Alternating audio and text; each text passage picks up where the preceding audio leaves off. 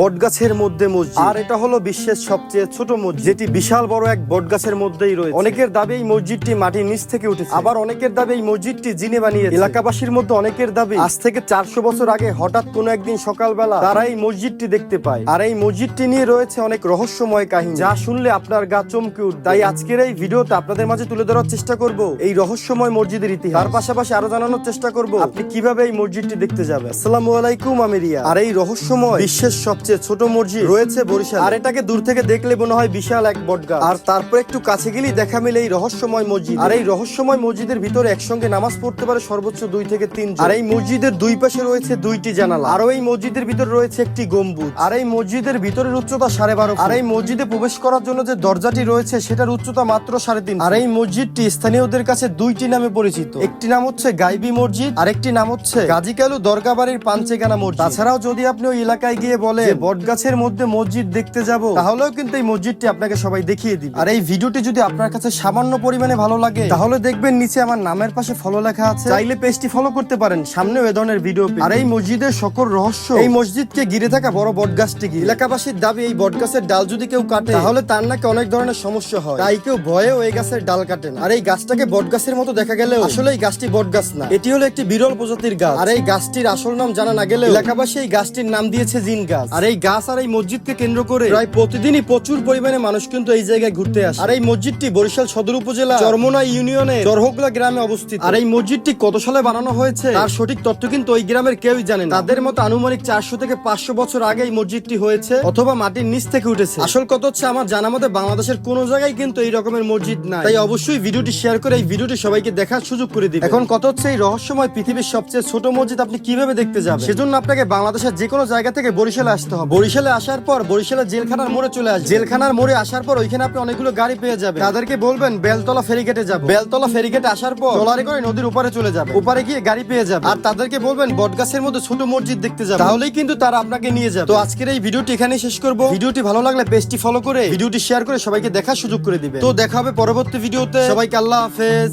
বটগাছের মধ্যে মসজিদ, আর এটা হলো বিশ্বের সবচেয়ে ছোট মসজিদ, যেটি বিশাল বড় এক বটগাছের মধ্যেই রয়েছে। অনেকের দাবি এই মসজিদটি মাটির নিচ থেকে উঠেছে, আবার অনেকের দাবি এই মসজিদটি জিনে বানিয়েছে। এলাকাবাসীর মধ্যে অনেকের দাবি আজ থেকে 400 বছর আগে হঠাৎ কোনো একদিন সকালবেলা তারা এই মসজিদটি দেখতে পায়। আর এই মসজিদটি নিয়ে রয়েছে অনেক রহস্যময় কাহিনী, যা শুনলে আপনার গা চমকে উঠবে। তাই আজকের এই ভিডিওতে আপনাদের মাঝে তুলে ধরার চেষ্টা করব এই রহস্যময় মসজিদের ইতিহাস। তার পাশাপাশি আরো জানানোর চেষ্টা করব আপনি কিভাবে এই মসজিদটি দেখতে যাবেন। আসসালামু আলাইকুম, আমি রিয়া। আর এই রহস্যময় বিশ্বের সবচেয়ে ছোট মসজিদ রয়েছে বরিশাল। আর এটাকে দূর থেকে দেখলে মনে হয় বিশাল এক বটগাছ, আর তারপর একটু কাছে গেলেই দেখা মিলে এই রহস্যময় মসজিদ। আর এই রহস্যময় মসজিদের ভিতরে একসঙ্গে নামাজ পড়তে পারে সর্বোচ্চ 2 থেকে 3 জন। আর এই মসজিদের দুই পাশে রয়েছে 2টি জানালা, আর এই মসজিদের ভিতরে রয়েছে একটি গম্বুজ। আর এই মসজিদের ভিতরের উচ্চতা 12.5 ফুট। আর এই মসজিদে প্রবেশ করার জন্য যে দরজাটি রয়েছে সেটার উচ্চতা মাত্র 3.5 ফুট। আর এই মসজিদটি স্থানীয়দের কাছে 2টি নামে পরিচিত, একটি নাম হচ্ছে গাইবি মসজিদ, আর একটি নাম হচ্ছে গাজী কালু দরগাবাড়ির পাঞ্চেগানা মসজিদ। তাছাড়াও যদি আপনি ওই এলাকায় গিয়ে বলে